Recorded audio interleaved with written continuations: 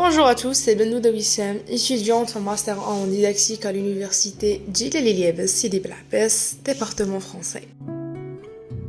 Aujourd'hui, je vais analyser la fable Le Corbeau et le Renard de Jean de La Fontaine.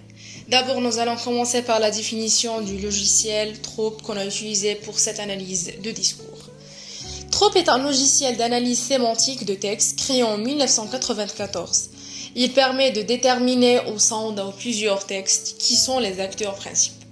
Il va également faire ressortir le sens global du texte. Et bien sûr, vous pouvez l'utiliser et l'installer gratuitement sur le site officiel qui est affiché sur l'écran. On va commencer par la lecture du fable. Maître Corbeau sur un arbre perché tenait dans son bec un fromage. Maître Renard par l'eau dure à lécher, lui tint à peu près son langage. « Et bonjour, monsieur du Corbeau, que vous êtes joli, que vous me semblez beau.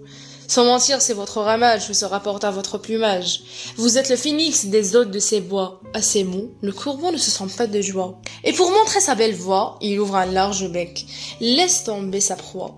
Le renard s'en saisit et dit « Mon bon monsieur, apprenez que tout flatteur vit aux dépens de celui qui l'écoute.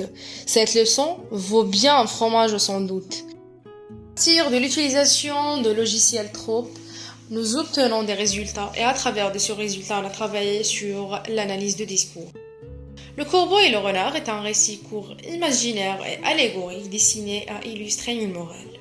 L'utilisation des pronoms démonstratifs comme ce et cette contribue à préciser les références et à orienter l'attention du lecteur.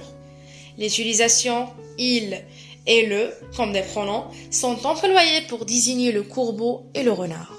Thème. Un corbeau se fit complimenter par un renard sur son champ. Le corbeau flatté ouvre son bec pour chanter, laissant tomber son fromage que le renard s'empare.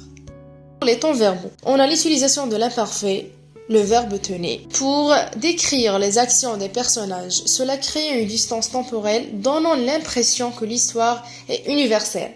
L'utilisation du passé simple, pour décrire des actions et des événements passés de manière concise. Exemple, le verbe temps.